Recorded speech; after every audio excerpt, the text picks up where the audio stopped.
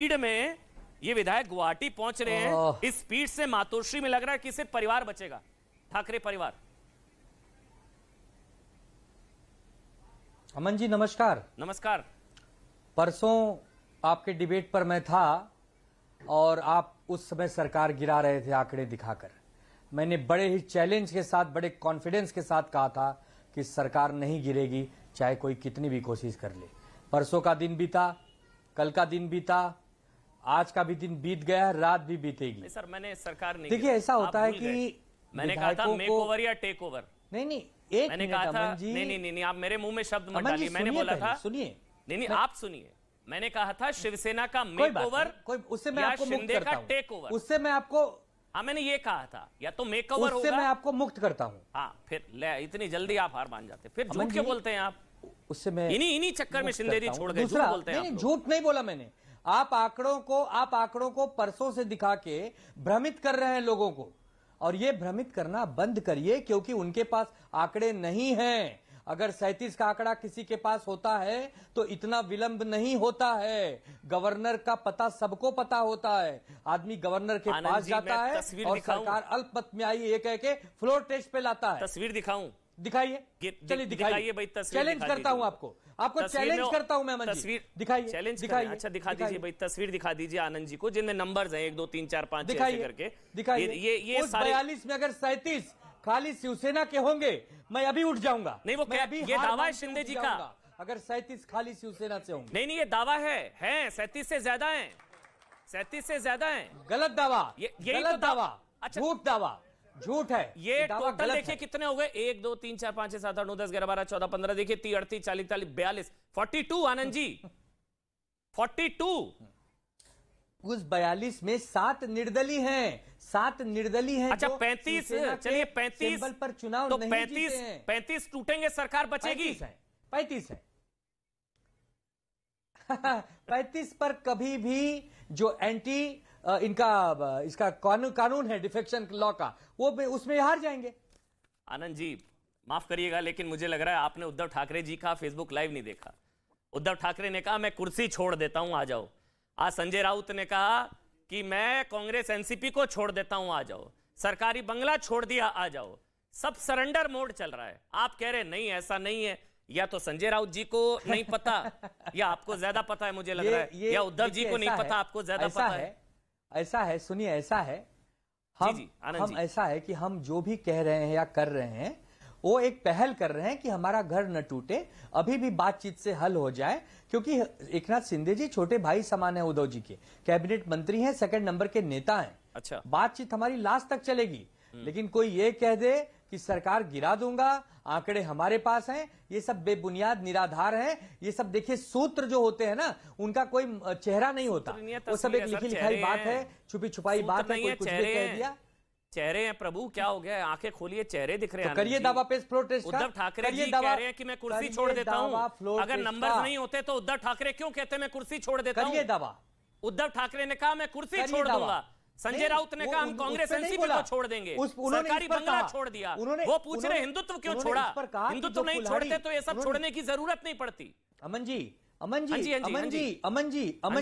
उन्होंने इस पर कहा कि जो कुल्हाड़ी पेड़ को काटती और पेड़ को दर्द होता है, और जब पूछा जाता है कि भाई तुम्हें दर्द क्यों हो रहा है, तो कहता है कि मुझे दर्द इस कुल्हाड़ी से नहीं हो रहा, इस कुल्हाड़ी में लगे उस लकड़ी से हो रहा जो मेरे टहनी से काटकर लगाई गई है, और उसका दुरुपयोग करके ये कुल्हाड़ी मुझे काट रही है। उस पीड़ा में उद्धव जी ने कहा।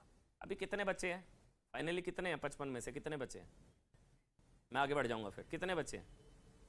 55 में से 17 हमारे पास है, 17 हमारे पास है। 17 को जोड़ दीजिए। क्या बहुमत आ गया? 17 को जोड़ दीजिए, बहुमत है तो उनके पास है, उनके पास है। अमिताभ जी, चलिए ठीक है। अमिताभ जी आरोप बार बार लगाया जा रहा है भाई, ये कल अशोक गहलोत ने कहा बीजेपी करा रही है, और ये ऑप्शन है क्या बीजेपी शिवसेना मिल जाएंगे और ये सब कुछ जो है सब खत्म हो जाएगा? अमिताभ जी, फिर आभा सिंह जी भी मेरे साथ जुड़ गई हैं, सीनियर लॉयर हैं, वरिष्ठ अधिवक्ता हैं महाराष्ट्र मुंबई से। अमिताभ जी। जी अमन जी धन्यवाद। सबसे पहली चीज़ तो ये है कि आपने जो मेरा परिचय राजनीतिक विश्लेषक के नाते कराया, तो भारतीय जनता पार्टी के स्पेसिफिक क्वेश्चन का मैं जवाब दूं ये अच्छा नहीं लगता, ना आपके शो में ना मेरे लिए।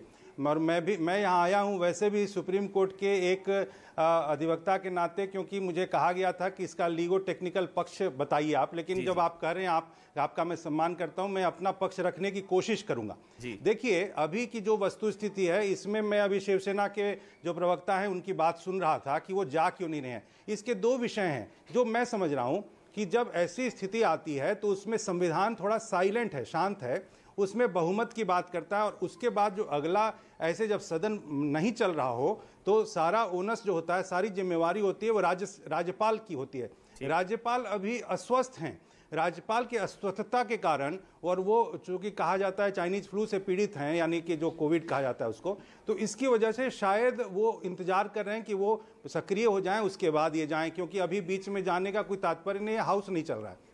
और यदि मेरी मान्यता है कि जितना मैं जानता हूं जो अभी तक की परंपराएं कस्टमरी लॉ हैं उसके हिसाब से राज्यपाल के पास यदि संख्या बल के आधार पे वो जो 37 है या 42 है, जिसमें अभी इन्होंने खुद मान लिया शिवसेना के प्रवक्ता ने, जो मैं सुन रहा था, मैं यहाँ पर किसी का पक्ष नहीं ले रहा हूँ, शिवसेना के प्रवक्ता ने कहा उनके पास 17 हैं, तो 55 यदि ये तो वैसे भी 38 हो गए ना, इनके हिसाब से 38 जो है इनके पास जो है नहीं है, तो इसका मतलब एंटी डिफेक्शन लॉ में वो क्लियर हो चुकी है। मैंने कहा तो 3 मेरा रास्ते मानना में ये है कि मैंने कहा 3 रास्ते में है। वो तो वही रुक गए, वो मनाने गए थे। अच्छा, तीन नहीं अमिताभ जी, वो जो आप छोड़िए, सुनिए अमिताभ जी, एक और खबर आई थी, एक मिनट मान्यवर एक मिनट देखिए, मैं राजनीतिक प्रवक्ता के नाते नहीं हूं, आप मेरे से बात मत करिए। एक खबर बता रहा हूं आपको, इंपॉर्टेंट खबर है, मैं निवेदन कर रहा हूं आपसे, सुनिए ना, एक मिनट सर, एक बार खबर सुन लीजिए, इंपॉर्टेंट है खबर। ये जो 3 मनाने गए थे वो खुद मान गए और वही रुक गए हैं, ये एक लेटेस्ट अपडेट है।